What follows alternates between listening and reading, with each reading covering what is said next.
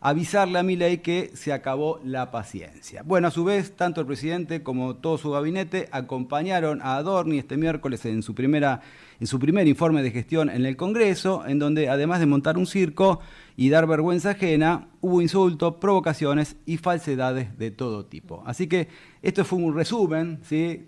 Simplemente para hacer la presentación de con quién vamos a hablar ahora ya en instantes. Me refiero a Alejandro Horowitz. Él es ensayista y doctor en Ciencias Sociales de la UBA, que lo tenemos en línea. ¿Qué tal, Alejandro? ¿Cómo le va? Pablo Yumato le habla.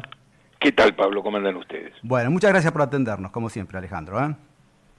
Bueno, a ver, como ayer fue 1 de mayo, Día de los Trabajadores, me pareció importante preguntarle por qué durante el peronismo del 45 se pudo lograr un equilibrio entre el capital y el trabajo, y hoy en día el gran capital corporativo y financiero frena toda posibilidad para que se vuelva a dar una circunstancia parecida. Bueno, porque las relaciones de fuerza entre el 45 y la fecha han cambiado, para decirlo con amabilidad, violentamente. Claro. La derrota general del campo popular es una cuestión muy extendida. Si uno piensa el mundo político del año 46 y el mundo político actual, no tienen nada que ver. Países que existían ya no existen, países que no existían existen ahora. En ese momento el Producto Bruto del mundo, Estados Unidos tenía la mitad, en este momento no llega al 25%.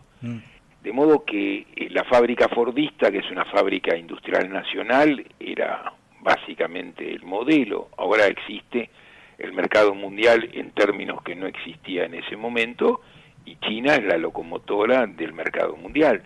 En fin, las relaciones son tan distintas que francamente esperar en una situación de retroceso tan continuo del welfare state, una situación homologable a aquella, es simplemente ingenuo.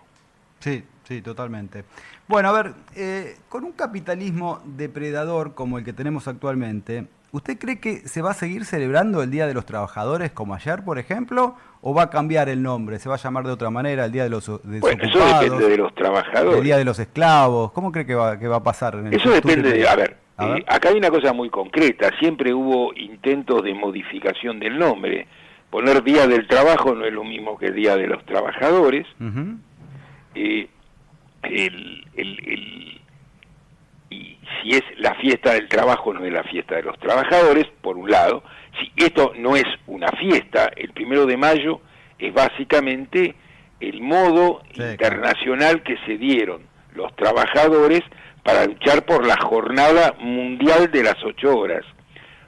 Por supuesto, cuando la Revolución Rusa se constituyó en 1917, la jornada laboral de 8 horas se volvió casi un lugar común. Claro. Pues bien, ahora ya no solo no es un lugar común, sino en la Argentina es un lugar excepcional. Es muy poca la gente que trabaja solo 8 horas si trabaja.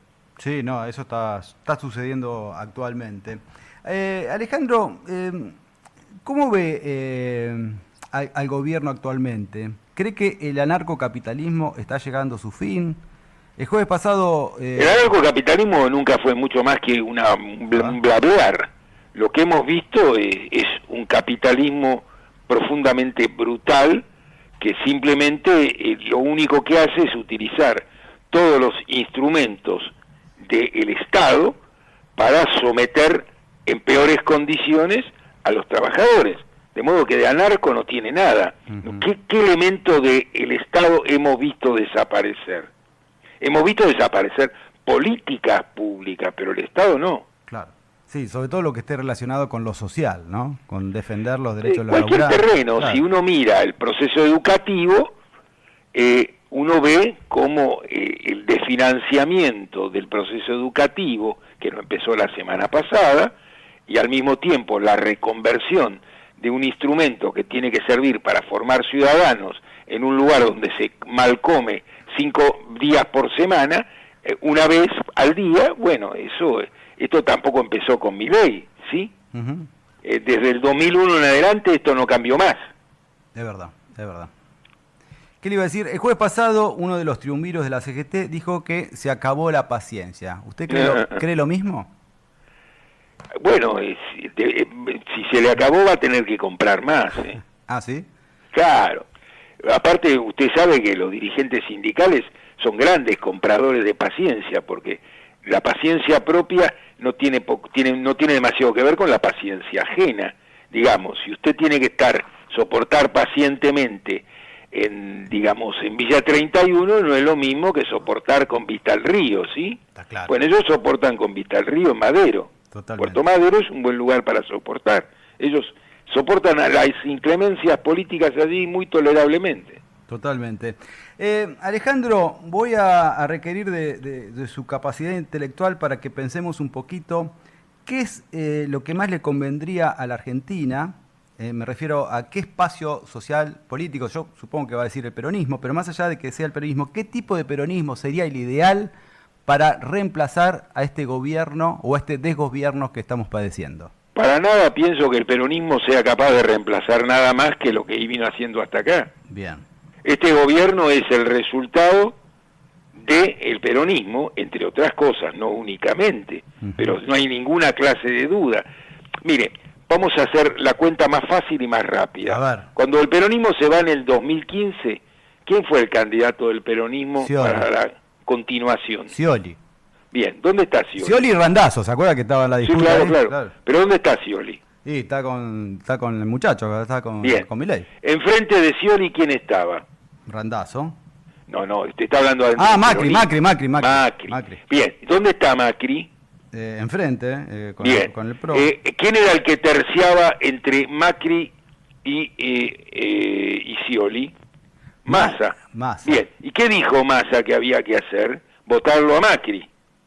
Sí, bueno, claro, Macri, me acuerdo que se armó su propio partido en ese momento. Sí, pero lo que estoy tratando de demostrar no es eso. A ver. Es que los tres que estuvieron en el 2015, primero, ninguno de los tres pasó por una universidad pública. Segundo, ninguno de los tres tuvo nada que ver con ninguna militancia universitaria. Los tres tuvieron que ver con el aparato del Estado. Eran funcionarios públicos. Primera cuestión. Sí. Segunda cuestión. ¿Quién fue el candidato contra Milei? Massa. Sí. Pues bien, cuando uno mira los personajitos simplemente del 2015 a la fecha, ve que son perfectamente intercambiables. Esto quiere decir, si usted mira simplemente, empecemos de nuevo, cuando Milei gana las elecciones y tiene una minoría parlamentaria absoluta. ¿Quién le impidió el Parlamento donde Milei estaba en minoría absoluta? Nada. Si uno cree que algo de esto que hoy aparece como una oposición verbal discursiva y cuyo músculo es directamente proporcional con la incapacidad del gobierno, es una opción, uno no está entendiendo que hubo que votar entre Milei y Massa. Es decir, entre una catástrofe y la otra catástrofe. ¿Se acuerda que en ese periodo estaba Horacio Rodríguez Larreta, estaba Patricia Bullrich, estaba Milei y estaba Massa? Y yo me acuerdo haberle hecho una entrevista y le decía, ganó la derecha. O sea, ya ganó. Y es más, le llegué a hacer el chiste diciéndole, o sea, cuando ya Massa estaba complicado, decía, ojalá que gane. O sea, lo mejor que nos puede pasar es que gane Horacio Rodríguez Larreta, de los tres, ¿no? Que tenían ellos. A ver, cuando uno tiene que empezar a hacer esta clase de masomenismo, claro, está en el horno. Sí, totalmente. Lo que le hace saber esto, que aquí no hay una sola opción que signifique nada demasiado distinto, porque en el fondo lo que hacen, los que entre comillas se enfrentan a Milei, es le discuten las formas y le tienen una profunda envidia. Puede ser. No, a ver, le tienen envidia a Milei, puede hacer un ajuste descomunal sin ninguna resistencia o casi sin ninguna. En general, todos los otros tuvieron que soportar alguna clase. Si Massa hubiera ganado, hubiera hecho la mitad del ajuste que hizo Milei, hoy tendrías a todo en contra y que ya no estaría en el gobierno. No necesariamente, pero digamos que no tendría la facilidad para que tuvo claramente eso está claro, Milei. Eso está claro. Y aparte, bien, entonces lo que nosotros vemos es que entre los que tienen que hacer lo mismo, Milei es el que tiene la mayor facilidad y los otros tienen simplemente la inepcia de tener un discurso que se sitúa discursivamente en mejores términos. Pero a la hora de la verdad, la gente es que sabe la diferencia entre el blableo y la práctica, sabe que lo que dice Milei, aunque es horrible, está mucho más cerca de lo que sucede que lo que dicen los otros que no sucede.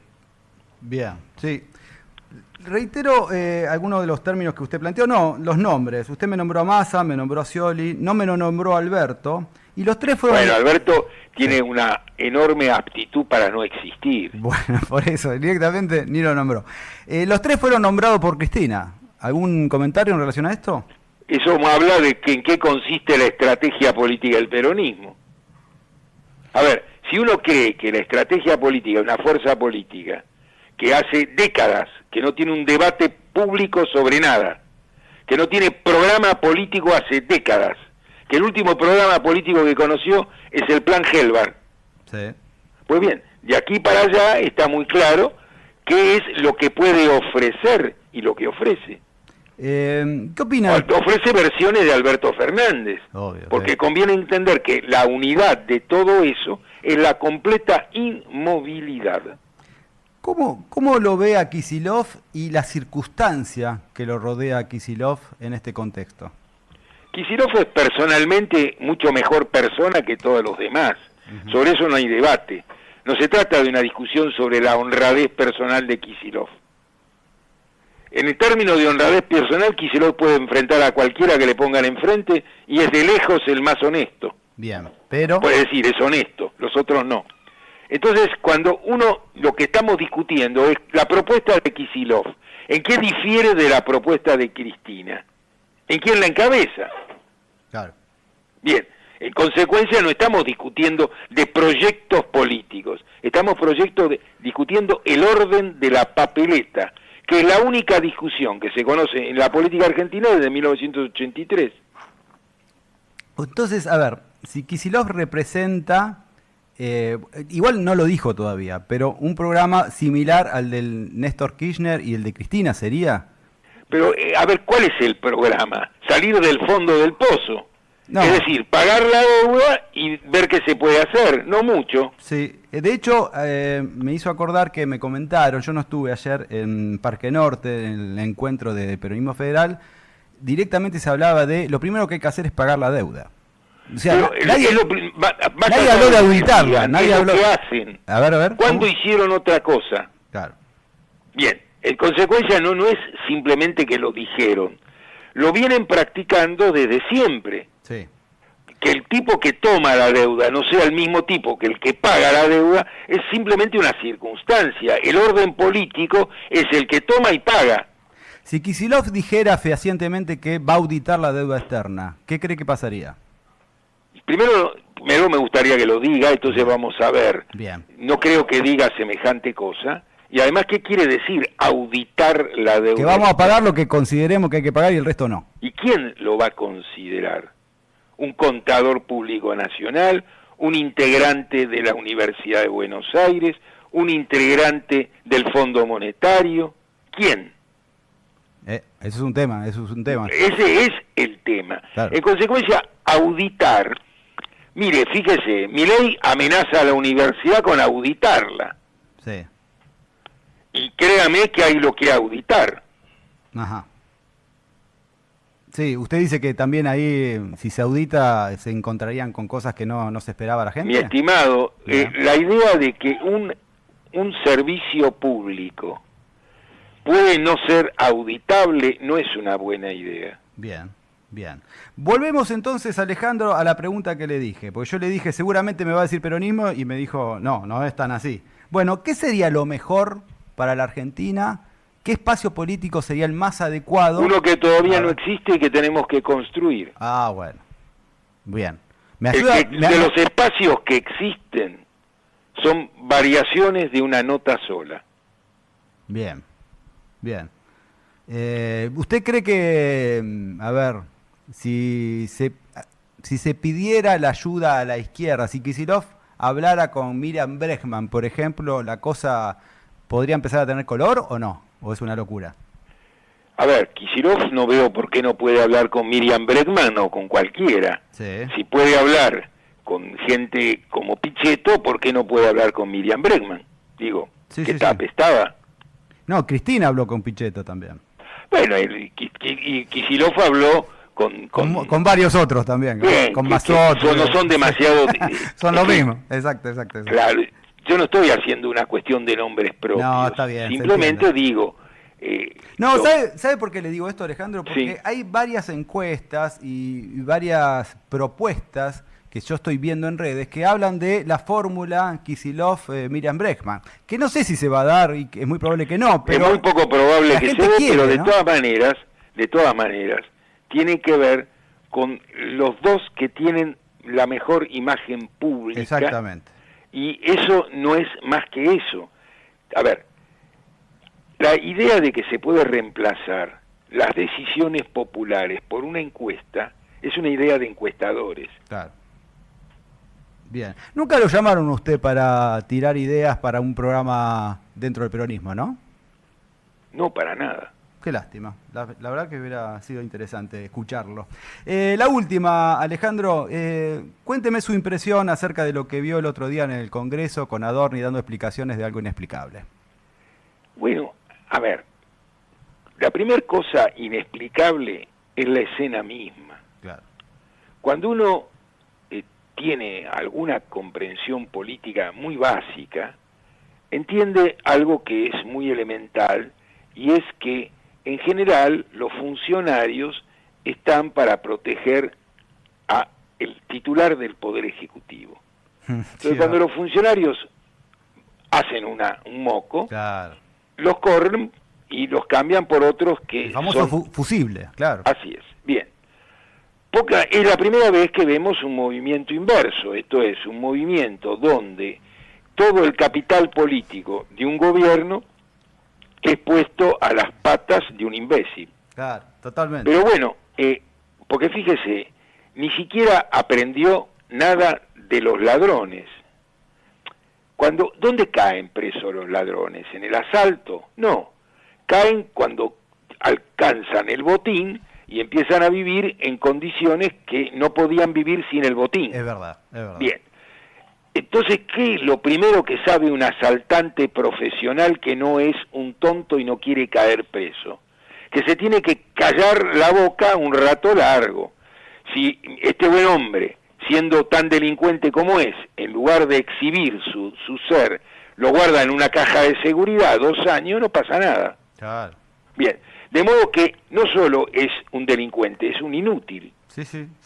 Ahora, cuando un gobierno juega todo a las patas de semejante inútil, nos hace saber qué piensa del resto de sus integrantes. Por alguna extraña razón, el Poder Ejecutivo cree que si Adorni no está, ellos se evaporan.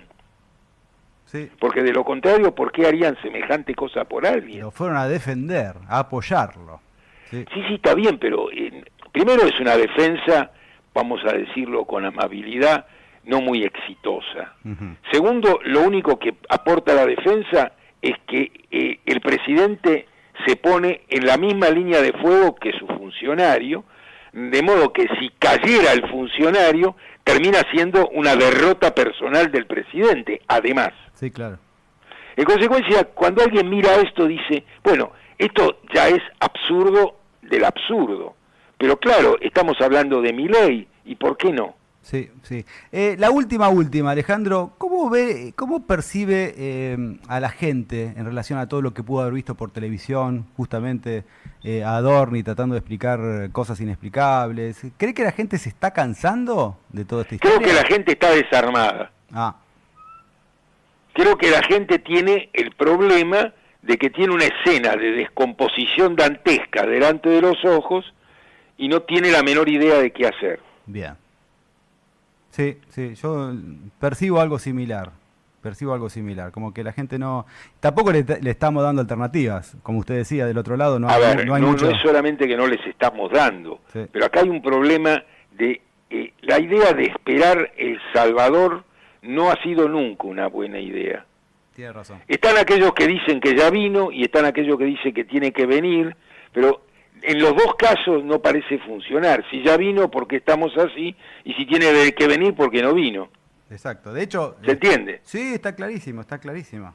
De hecho, hoy comentaba que hay muchas frases o consignas en las redes sociales diciendo, si Cristina pudiera ser elegida, ¿usted la votaría? O sea, todavía están volviendo para atrás para ver si logran que Cristina Pero aparte, sea no, candidata. hay una cosa que hay que entender. Hay una ilusión ahí, quiero decir. Pero no es una ilusión, es más grave. Mire, cuando Cristina es el nombre de un balance compartido, y el nombre del balance compartido de Cristina es Milei. La sociedad argentina opina de Cristina lo que opina porque Milei es presidente. Si no, ¿cómo sería Milei ¿Cómo puede ser que un tipo que no tiene 4 años de experiencia política pueda formar y derrocar políticamente a fuerzas que gobernaron la historia nacional hace más de un siglo? Claro. Sí, bueno, sí. esto tiene dos posibilidades lógicas. O estamos enfrente de un monstruo genial, descomunal, hipótesis 1, o estamos enfrente de un conjunto de hombres y mujeres que han fracasado horrible y estrepitosamente. Perfecto. Alejandro, le agradezco infinitamente esta conversación. No, gracias a ustedes. Le mando un fuerte abrazo. Que esté bien. Bueno, ustedes lo escucharon, era Alejandro Horowitz, él es ensayista, doctor en Ciencias Sociales de la